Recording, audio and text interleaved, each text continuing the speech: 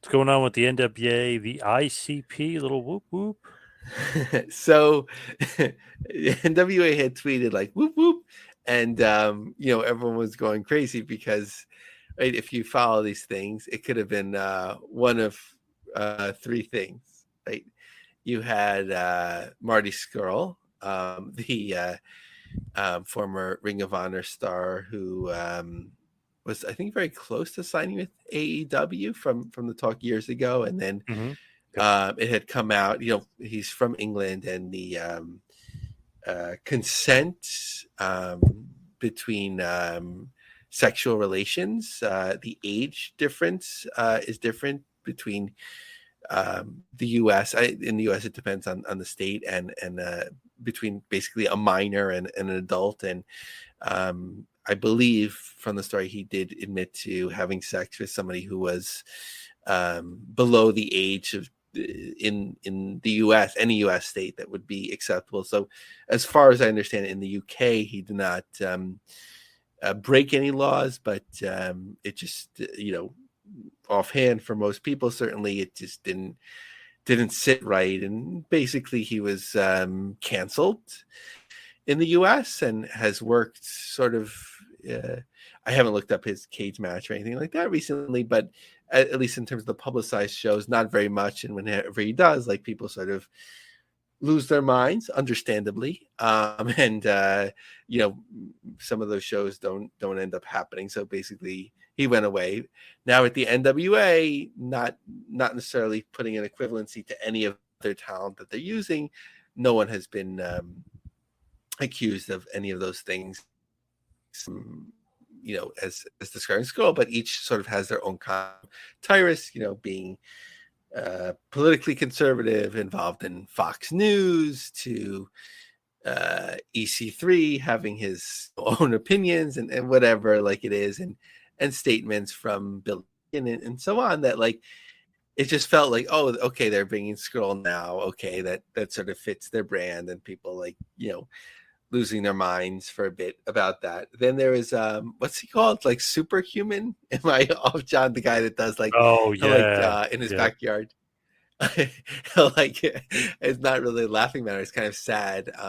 He'll jump on a trampoline into, like, thumbtacks or barbed wire or flaming tables or whatever it is. It's sort of like you can't look away. So they're like, are they booking him? So thankfully it wasn't that.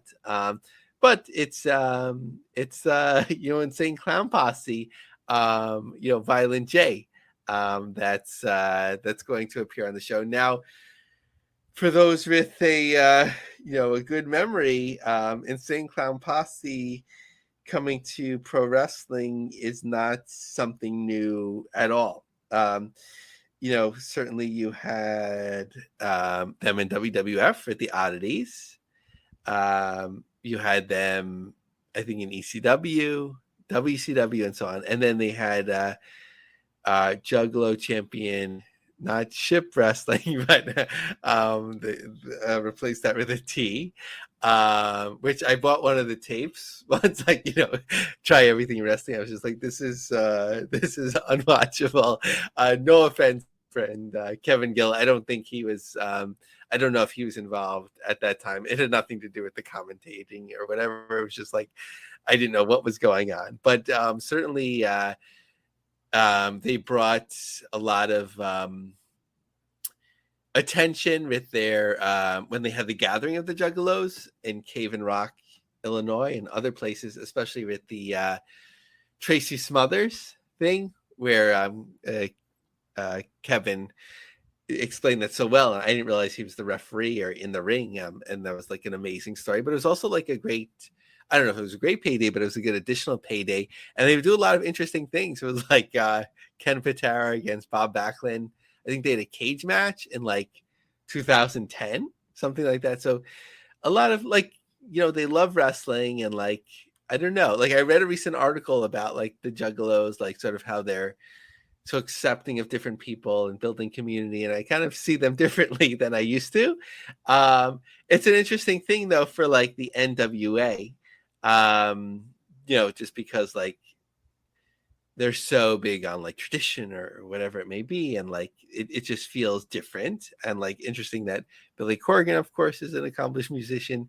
uh Insane Clown Posse, different type of audience. So they haven't been moving too many tickets from the last time that I looked there. Not too many are even on sale. Whereas in last year, I think they struggled, and the previous year, unless I'm like just adding a year, but when they had Ric Flair, they did really well, and they sold out like the main shows, and they had a women's show that I think sold out or did really well. So they're returning back to St. Louis, which is a good idea for the 75th anniversary, but it'll get them some attention. And if it's not the main part of the show, which it doesn't seem like it's good to supplement it. I don't know. I know there was Shaggy, Two Dope, and Violent J. I believe a few years ago, one of them had announced that they weren't doing well health wise. So whomever that was, I hope they're doing better. And it looks like just Violent J on this show, but hopefully things are going well in the world of the Juggalos. I love it.